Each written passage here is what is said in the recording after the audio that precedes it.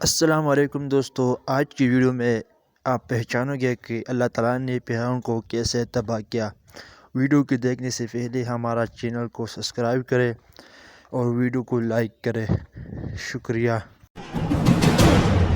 ایک زمین جس پر صدیوں تک ایک ایسا بادشاہ حکمرانی کرتا رہا جو صرف تاج کا نہیں خدا ہونے کا دعویٰ کرتا تھا۔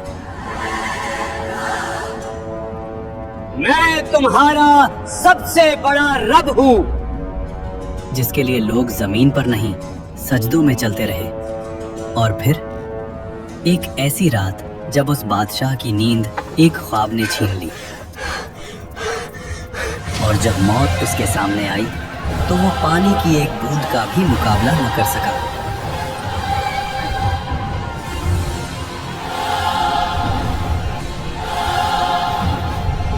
اللہ نے اس کے جسم کو زمین میں دفن ہونے سے بھی روک لیا اور قیامت تک اس کو عبرت کا مصر بنا دیا۔ اس دور کا سب سے طاقتور ملک، نیل کے کنارے بسے شہر جہاں فصلیں سونا اگلتی تھیں، بازار بھرے ہوئے، محل پتھر کے نہیں گھرور کے بنے ہوئے، اور ان سب کے بیچ ایک شخص، فرعون۔ اس کا حکم صرف قانون نہیں تھا، عقیدہ تھا۔ لوگ صرف اس کی بات نہیں مانتے تھے، اس کی بات پر ایمان رکھتے تھے۔ وہ کہتا تھا، میں تمہارا سب سے بڑا رب ہوں، اور مصر خاموش رہتا تھا۔ اسی مصر میں ایک قوم ایسی بھی تھی جو روشنی نہیں دیکھتی تھی، بنی اسرائیل۔ ان کے گھر الگ تھے، ان کا لباس الگ، ان کی زندگی الگ۔ اور زور لگاؤ! انہیں غلام بنا دیا گیا۔ ان کے مرد صبح سے شام تک پتھر اٹھاتے، محل بناتے، اور رات کو تھکائے ہوئے گر جاتے۔ ان کی عورتیں صرف زندہ رکھی جاتی تھیں تاکہ غلامی کا سلسلہ چلتا رہے۔ فرعون نے جان بوجھ کر اس قوم کو کمزور رکھا، کیونکہ جو قوم کمزور ہو وہ کبھی تخت کو نہیں ہلا سکتی۔ سمجھدار کے لیے صرف اشارہ کافی ہوتا ہے۔ تفسیر ابن کثیر کے مطابق ایک رات فرعون نے خواب دیکھا۔ اس نے دیکھا کہ بیت المقدس کی طرف سے ایک آگ نکلی جو مصر کے گھروں کو جلا رہی تھی، لیکن بنی اسرائیل کے گھر محفوظ تھے۔ فرعون ہراس ہو کر اٹھ بیٹھا۔ یہ پہلی مرتبہ تھا جب اس نے خود کو کمزور محسوس کیا۔ اسی رات نجومی اور علم غیب کا دعویٰ کرنے والے دربار میں بلائے گئے، خواب سنایا گیا، اور پھر وہ جملہ بولا گیا جو تاریخ بدل دیتا ہے۔ بنی اسرائیل میں ایک لڑکا پیدا ہوگا جو تیری سلطنت کے زوال کا سبب بنے گا۔ یہیں سے فرعون کا غرور وحشت میں بدلنے لگا۔ ڈر جب دل میں آ جائے تو عقل چلی جاتی ہے، اور جب عقل چلی جائے تو ظلم پیدا ہوتا ہے۔ فرعون نے سوچا، مسئلہ پیدا ہونے سے پہلے ختم کر دیتے ہیں، اور پھر وہ حکم لکھا گیا جو قانون نہیں قتل نامہ تھا۔ فرعون نے کہا، بنی اسرائیل کے ہر نئے پیدا ہونے والے لڑکے کو مار دو۔ شہر شہر تلوار چلی، ماؤں کی گود اجڑی، ہزاروں معصوم جان سے گئے۔ اسی ظلم کے دور میں موسیٰ علیہ السلام پیدا ہوئے۔ ان کی والدہ ہر پل خوف میں رہتی تھیں۔ تب اللہ نے کہا، اسے دودھ پلاؤ، اور جب خطرہ محسوس ہو تو اسے دریا میں ڈال دینا، اور ڈرنا نہیں، ہم اسے تمہیں واپس لوٹا دیں گے۔ تفسیر کے مطابق اس ماں نے خاموشی سے موسیٰ علیہ السلام کے لیے ایک صندوق تیار کیا اور اسے دریا میں رکھ دیا۔ دریا بہہ رہا تھا اور اس پانی پر ایک چھوٹا سا صندوق۔ موسیٰ علیہ السلام کی والدہ نے اپنی بیٹی سے کہا، دور سے دیکھتے رہنا مگر پاس مت جانا۔ وہ بہن چھپ کر چلتی رہی۔ آخر وہ صندوق پہنچ گیا فرعون کے محل کے کنارے۔ فرعون کی بیوی حضرت آسیہ جب صندوق دیکھتی ہیں تو اسے کھلوایا جاتا ہے، اور جیسے ہی ان کی نظر اس بچے پر پڑتی ہے اللہ ان کے دل میں رحمت ڈال دیتا ہے۔ وہ فوراً کہتی ہیں، اسے قتل نہ کرو، شاید یہ ہمارے لیے فائدہ مند ہو، یا ہم اسے بیٹا بنا لیں۔ فرعون نے بچے کو دیکھا، اسی قوم کا بچہ جس کی نسل کو وہ مٹا رہا تھا، لیکن گھمنڈ بول اٹھا، یہ بچہ کیا بگاڑ لے گا؟ اور یہیں سے فرعون کے زوال کا وقت شروع ہو گیا۔ موسیٰ علیہ السلام کسی اور عورت کا دودھ قبول نہیں کرتے۔ محل پریشان ہو جاتا ہے، اور تب وہ بہن آگے بڑھتی ہے اور کہتی ہے، میں آپ کو ایک ایسی عورت کا بتاتی ہوں جو اس بچے کی پرورش اچھی طرح کر سکے۔ اور یوں جس ماں نے اپنے بچے کو دریا میں ڈالا تھا، اللہ نے اسے محل کی عزت کے ساتھ واپس لوٹا دیا۔ वक्त गुजरता गया और मूसा अलैहिस्सलाम जवान हो गए। अल्लाह फरमाता है, और जब वो अपनी पूरी कुव्वत और समझ को पहुंच गए, हमने उन्हें हिकमत और इल्म अता किया। एक दिन मूसा अलैहिस्सलाम शहर में आए और वहाँ दो मर्द, एक बनी इसराइल से और एक मिस्री, दोनों लड़ रहे थे। बनी इसराइल का आदमी चीख कर बोला, मेरी मदद करो। वो आवाज सीधी मूसा अलैहिस्सलाम के दिल में लगी। मूसा अलैहिस्सलाम आगे बढ़े। उन्होंने एक मुक्का मारा, मिस्री जमीन पर गिरा और फिर उठा नहीं। मूसा अलैहिस्सलाम समझ गए ये कत्ल हो गया और अल्लाह से माफी मांगी। अल्लाह फरमाता है, फिर हमने उन्हें माफ कर दिया, लेकिन मिस्र ने माफ नहीं किया। शहर में आग लग गई, दरबार में शोर, फिरौन का चेहरा लाल। हुक्म निकला, मूसा को कत्ल कर दो। शहर के दूसरे किनारे से एक आदमी दौड़ता हुआ आया और कहा, सरदार तुम्हारे कत्ल का मशवरा कर रहे हैं, यहाँ से निकल जाओ। मूसा अलैहिस्सलाम ने पीछे मुड़कर नहीं देखा, ना माल ना सामान, सिर्फ यकीन।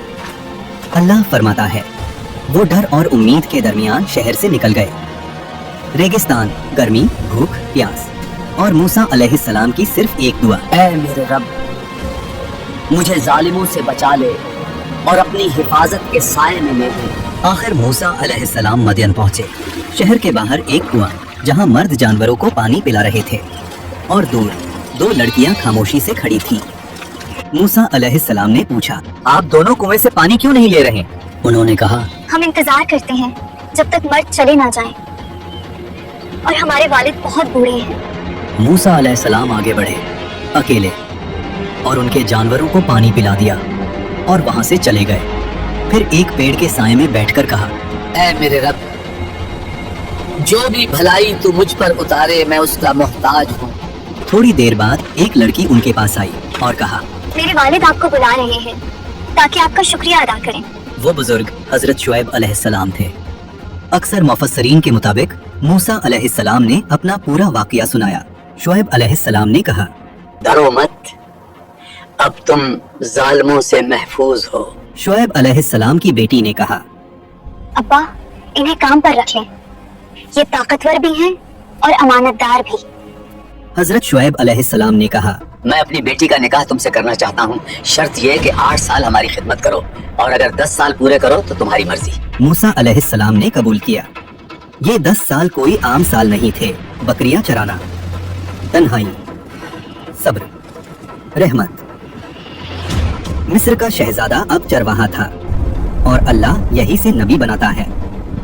जब मुद्दत पूरी हुई, मूसा अलैहिस्सलाम अपनी बीवी के साथ मिस्र की तरफ रवाना हुए।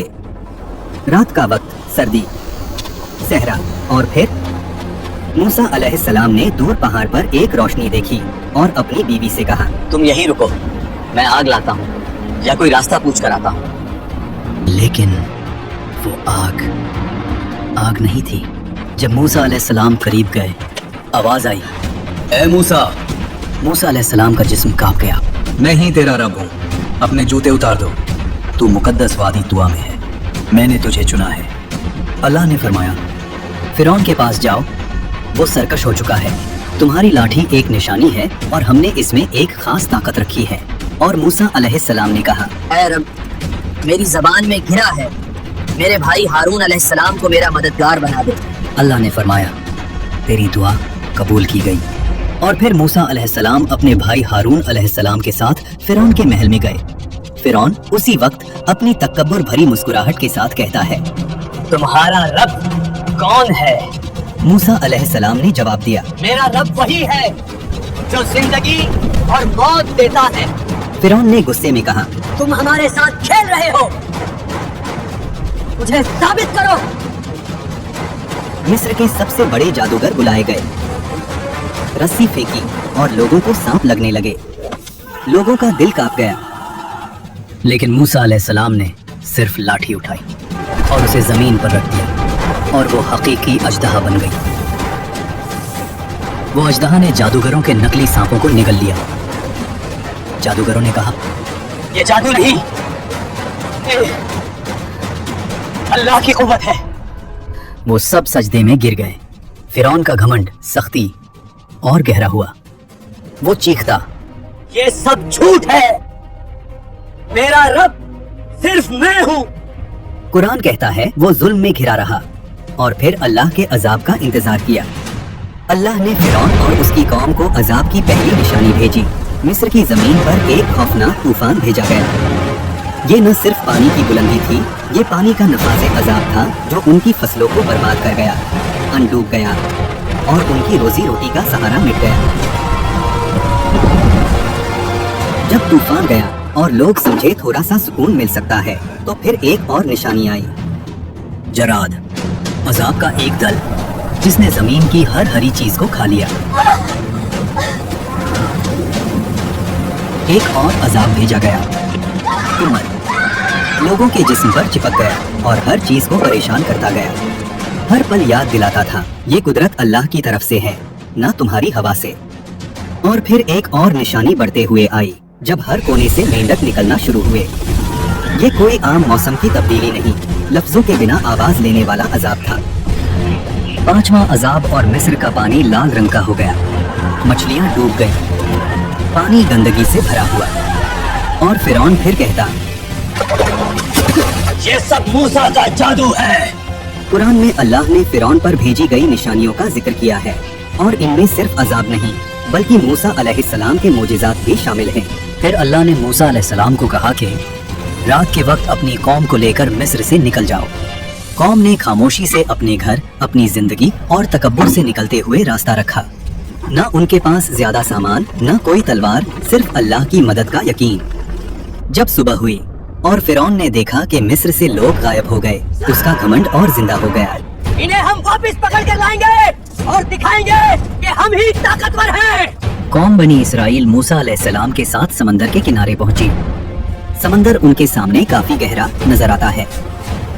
بنی اسرائیل کے لوگ کہتے ہیں، ہم پھنس گئے.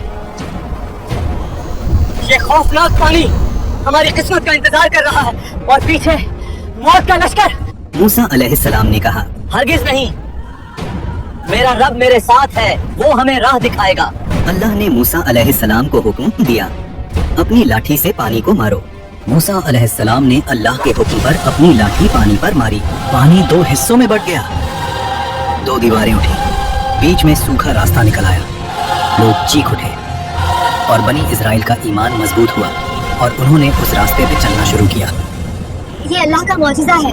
فرعون اور اس کی فوج نے وہ راستہ دیکھا، پھر بھی اس نے کہا، یہ ہم بھی کر سکتے ہیں، اس سے ہمیں کوئی نہیں روک سکتا. وہ دیواریں پانی کے بیچ اپنے گھوڑوں اور فوج کے ساتھ نکل گیا. گھمنڈ اتنا گہرا تھا کہ حق بتانے والی نشانیوں کے باوجود بھی وہ مان نہیں رہا تھا. جب بنی اسرائیل کا آخری شخص بھی سمندر کے بیچ سے نکل گیا، اللہ نے حکم دیا، پانی دوبارہ مل کر سمندر کو بند کر دو. اور ویسے ہی پانی گھر جیسے گرتا چلا گیا. لہروں نے فرعون اور اس کی فوج کو ہر طرف سے گھیر لیا. ہر گھوڑا اور ہر سپاہی ڈوب گیا. جب اس وقت اس کا آخری وقت آیا، فرعون کی نظر کھلی اور اس نے کہا، میں ایمان لایا اس رب پر جسے بنی اسرائیل نے مانا. لیکن اس وقت اس کا ایمان قبول نہیں ہوا. اللہ نے فرمایا کہ آج ہم تیرا جسم بچائیں گے تاکہ وہ سب کے لیے عبرت بنے. حضرت آسیہ جو فرعون کی بیوی تھی قرآن میں ذکر ہے، اور آسیہ فرعون کی بیوی جنہوں نے اللہ کے حکم سے ایمان لایا اور اپنے گھر میں صبر اور عبادت سے خود کو محفوظ رکھا، اللہ نے ان کے لیے جنت تیار کی. اس واقعہ نے دکھایا کہ دنیا کا سب سے بڑا گھمنڈ بھی صرف ایک انسانی موت کا شکار ہے. اگر آپ کو یہ واقعہ سمجھ آیا اور آپ اس کا پارٹ 2 بھی دیکھنا چاہتے ہیں تو ویڈیو کو زیادہ سے زیادہ لائک کریں، سبسکرائب کریں اور کمنٹ میں اللہ اکبر لکھنا نہ بھولیں.